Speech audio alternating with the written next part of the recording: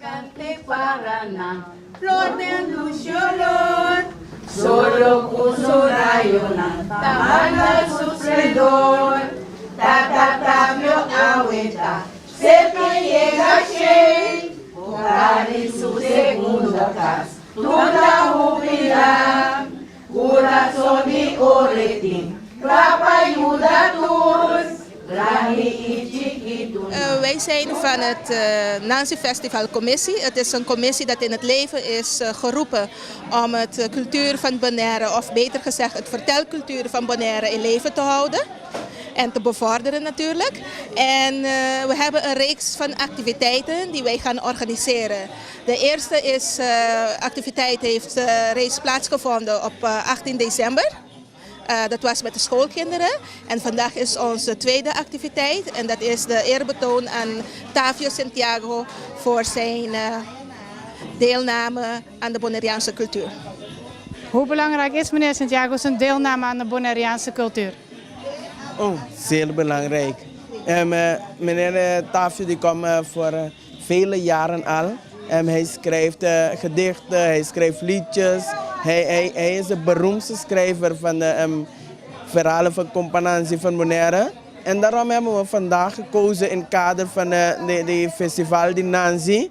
Hebben we aan het eind van 2013 met de scholen afgerond bij de bibliotheek. Maar vandaag hebben we besloten om ook Tavio zijn eer te geven als onze eerste schrijver van verhalen van Companansi. En daardoor hebben we hem vanmorgen hebben we hem die sombrero di merito, dat is een hoed van erkenning gegeven naar zijn werken.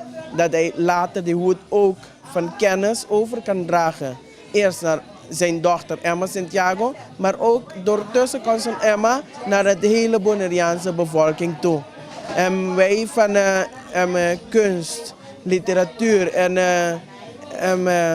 cultuur vinden het heel belangrijk om de mensen zoals Tavio in het leven te erkennen. Niet daarna, maar nu dat zij ook kunnen voelen wat wij van hun vinden. Nancy estava tão machada desconfiança para a obra nunca era parte da classe de Costa a ser aqui. Er is een hele boek over hem geschreven. Vandaag hebben ze genoemd dat hij de eerste voetbalclub had. Daarna had hij zo'n schoolbusje dat een hele bekende toeter had. Hij had een pensioen, hij is schrijver, dichter. Tijdens bruiloften, hoe zeg je dat, brindis geven. Dus ja, hij heeft een heleboel betekend voor de Bonaireaanse cultuur.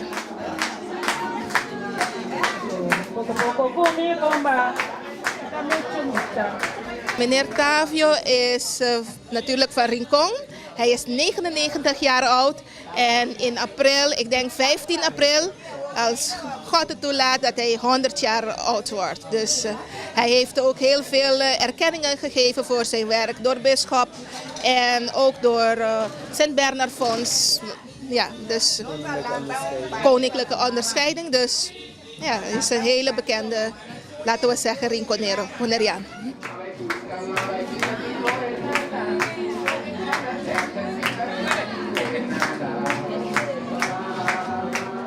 Als je iets van Tavio wil herinneren, is zeker het liedje Sopi Bulado.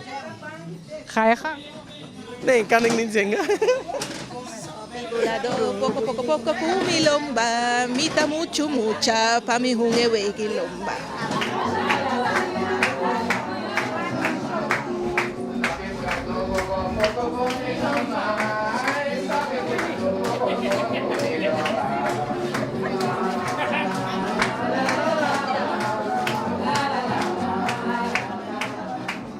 Sopi Bulado, poco poco kumilomba.